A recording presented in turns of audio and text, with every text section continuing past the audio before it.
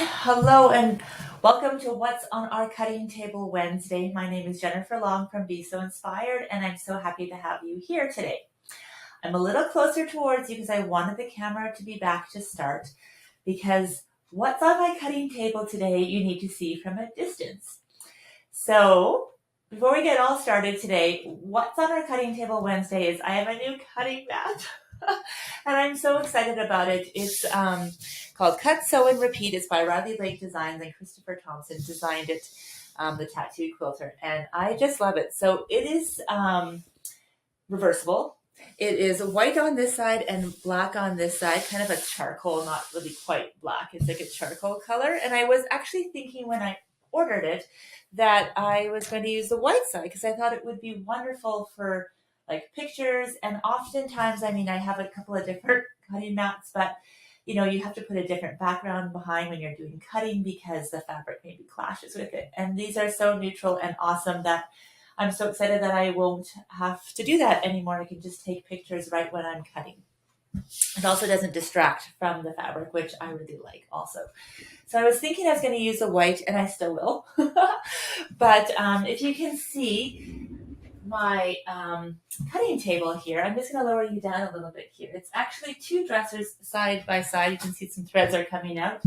And it fits the whole top of the dressers, and it matches so nicely. So I'm really excited about that. And we're just going to pull you a little closer just so you can see the lines on it.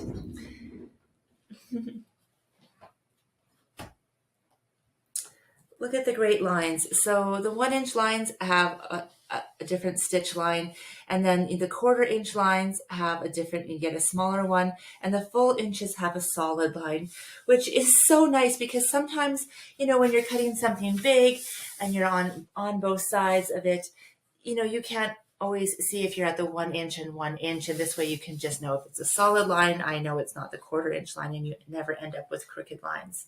So it's really smart. So it's just making me really happy, and I can't wait to be cutting out all kinds of things, and I have lots of things to cut out.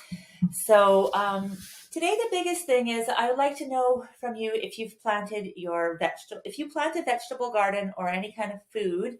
Have you done that yet? And if you have, what have you planted, or what's your favorite thing that you've planted? So I usually plant my garden on May Long Weekend, which was this past weekend here where we are. So I usually have it planted by then, but it's been really cold, so we haven't had it. It is beautiful today and it's sunny and shiny. So I'm hoping this week we can get the big garden tilled, and I do have like a 1/2-acre garden. I love gardening so much, thus the bee in Be So Inspired.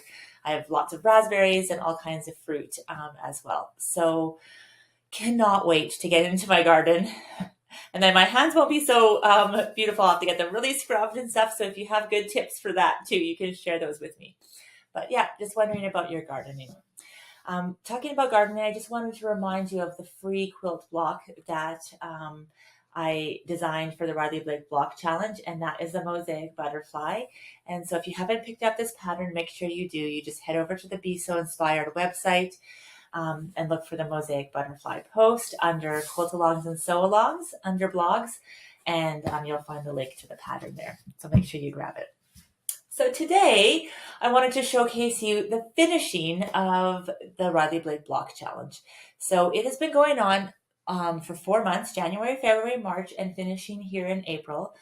It goes, we had a new block coming out every week. There was 16 blocks. We had a new block coming out every week with the last week of every month sort of as a catch-up week. And you had to sew an extra block. And so I did sew 3 butterfly blocks, so I used 2 of them in the quilt. Here's one here, and where is the other butterfly block? I tried to keep them. Oh, here is the other butterfly block here. And so, but you can choose to multiply any blocks here or find any other 10-inch blocks. You can go back to last year's block challenge and use a different block pattern from that. So in the finishing instructions, they have this beautiful Irish chain coming through everything. So you can see it here. It just looks wonderful and it's great. And truth be told is I actually made all of the blocks, all the Irish chain blocks for the quilt.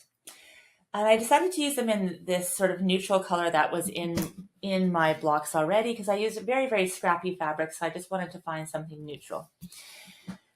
However, when I laid it all out, I thought, oh, it's taking away from all the beautiful blocks. And if I could do it again, if I had the time to do it again, I would use not such a dark fabric here. And I think I would have been much happier. So if I used maybe a lighter color for a chain, I think I would have been happier. But I'm going to use this for maybe a donation quilt. So I'll make a donation quilt with that and quilt it up and give that out. So then I decided, well, I think a low volume would be nice. And I had a lot of this low volume here.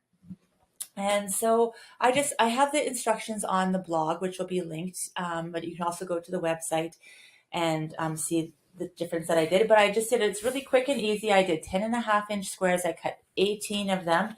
And using the Riley Blake Block Challenge instructions that are on here, I followed the layout minus the outer ones. So I did all of the quilt blocks. Oh, look at them.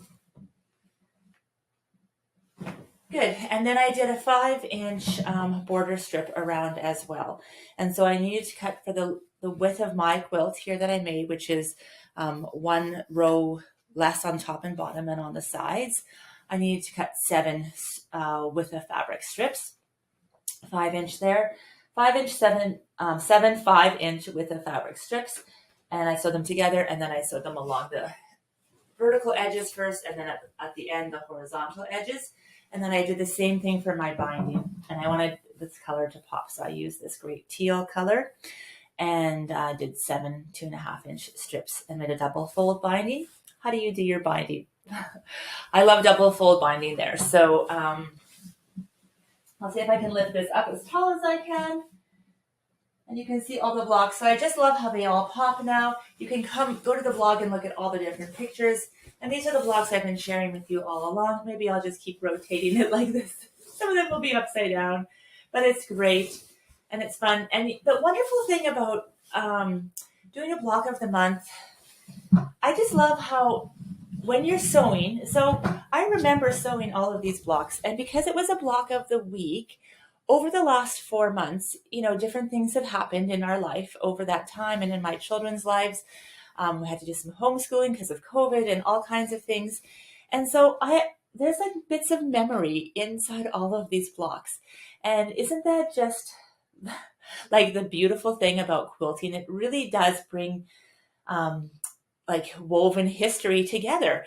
And so I love that about block of the month challenges, because it sort of spaces out the quilt and it really gives time in this quilt for the memories to kind of pull in and come together.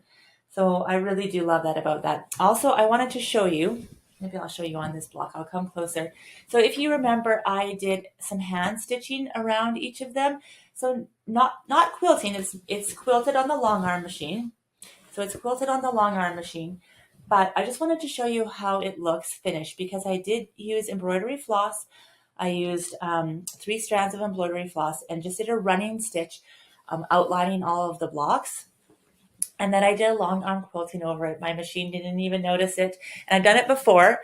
And I just really enjoy how it looks. It just gives that sort of extra, so you can sort of see there. It just sort of gives that extra texture. It looks like it's been hand quilted there. The block is upside down.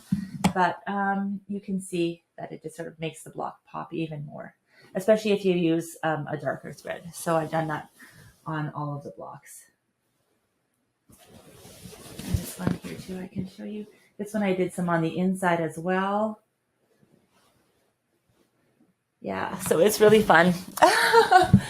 I love it. So yeah, so that's what's been happening here. That quilt is done, so I get to enjoy, the family gets to enjoy this quilt now. Like I said, make sure you do pick up your butterfly block. And I'm interested what's on your cutting table this week. So I'd love to hear from you. And if you aren't already, do make sure that you are signed up for our Be So Inspired newsletter, because coming up in just over a month is the Organize Along. So the Organize Along with Be So Inspired, and it's 8 weeks of just easy inspiration and taking parts of your sewing room or your creative space or your sewing closet or however you are, your creative space and organizing them. So we're going to do it along together. We're going to get all organized for the fall so we can have lots of projects sewing together in the fall. And it's just going to feel a great way to sort of just like maybe purge, find some WIPs that you have, some works in progresses, do some donation quilts together, and just start the year off, the back to school year off right. So I hope you can join us. Make sure you're signed up for the newsletter there. And then don't forget to follow the YouTube channel. So like and subscribe because you'll be notified when these videos come up, and we'll have a Wednesday video every week of the Organize Along. So it'll be exciting. We also have a couple of other special things that I'll just keep in my back pocket and I'm going to tell you as the weeks go on here. So hope you're doing good and hope you can join us along for that this summer. And don't worry if you're going to be gone for a couple of weeks. You can always catch up. They're not overwhelming tasks. You'll get the whole schedule ahead, so you can always organize the drawer ahead of time or come back and organize it all, in August or whenever you like. So keep your eyes peeled for that. Thank you for joining me here today. It's so wonderful to have you, and I hope you have a great day. Can't wait to hear about your garden too. Talk to you soon.